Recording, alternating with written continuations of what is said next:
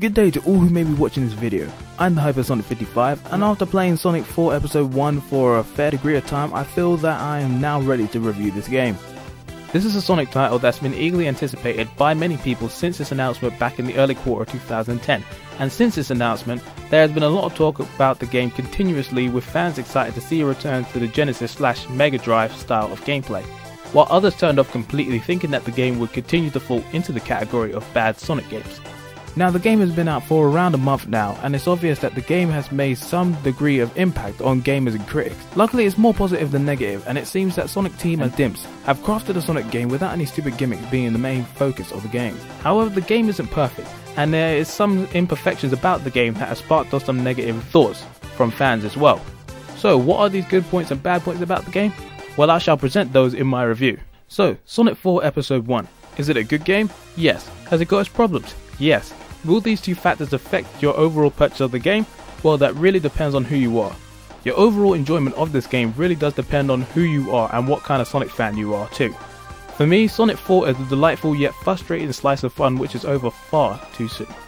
Well, let's talk about the overall content of the first episode of Sonic 4. This game has 4 zones with 3 acts in each one, plus a boss encounter at the end of each zone. After completing the first 4 zones, a final zone is available to work your way through. And lastly, there are 7 special stages to work through to obtain the power of Super Sonic and see the preview of Sonic 4 Episode 2.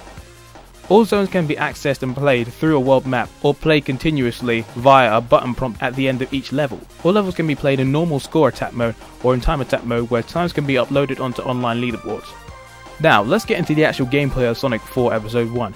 In terms of the concept of what Sonic does and how he moves and plays through the different zones, it's the same as it was in the 16-bit games, just with the addition of the homing attack.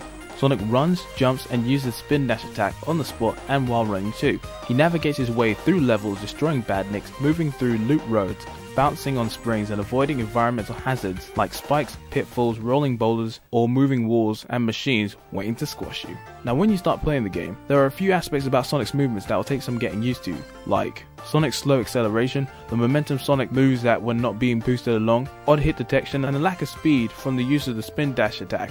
But once you adjust to these differences, the game can be a fun experience. Hitting speed boosters and running up walls or being bounced around by springs is very enjoyable. Even the homing attack in the game is fun. It's tight and responsive.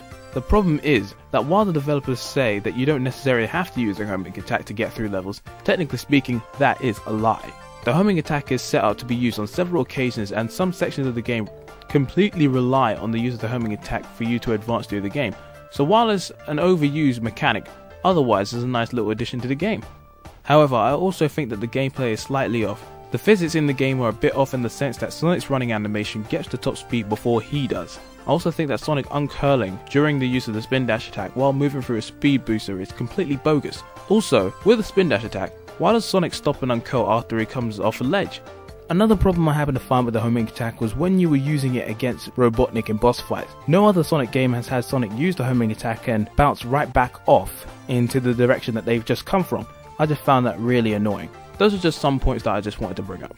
As with any Sonic game, the first zone is the easiest. The Splash Hill zone and the Casino Street zone have a natural progression in terms of difficulty. However, the Lost Labyrinth zone slows things down with a lot more challenge and changes things up in terms of the difficulty, especially towards the third act.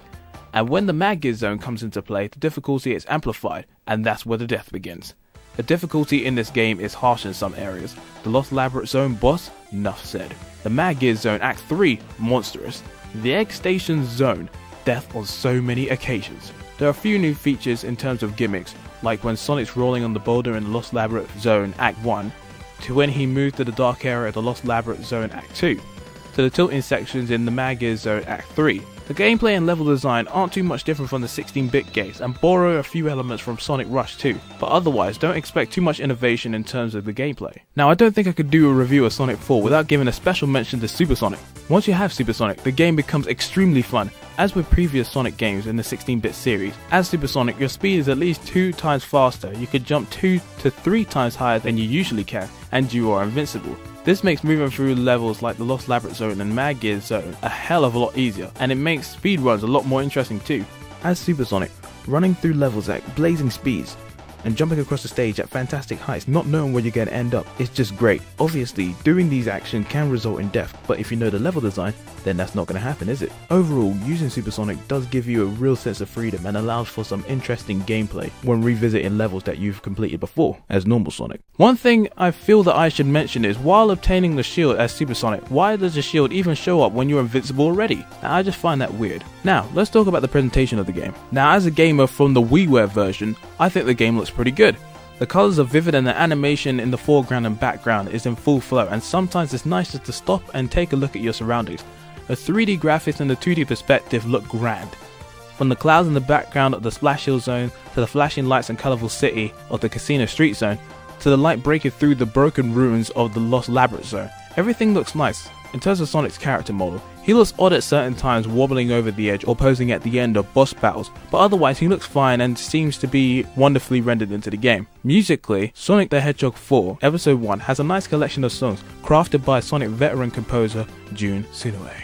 Now, the soundtrack for Sonic 4 does sound like it's trying to mimic a little too much the soundtrack for Sonic 1 and 2, and doesn't happen to have too much of a connection to Sonic 3 and Sonic & Knuckles, but otherwise the rest of the game sounds fine. My favourite songs in the game is definitely the Splash Hill Zone Act 3, the Casino Street Zone Act 2 and 3, and the Lost Labyrinth Zone Act 1 and Act 3. At this moment, let's look at the longevity of Sonic 4 Episode 1. While doing speed runs in time attack mode, collecting Chaos Emeralds, playing as Supersonic and trying for higher scores in score attack mode may keep some people playing, for me those modes only last so long. There are only 4 zones, which means there's only 12 acts plus the final zone. This is a far cry from Sonic 1 that had 6 zones. Sonic 2 had 10 zones plus the final zone, and Sonic 3 had 6 zones, but when you attach Sonic and Knuckles you have a fair amount of zones there too. Just don't expect a long adventure with this title.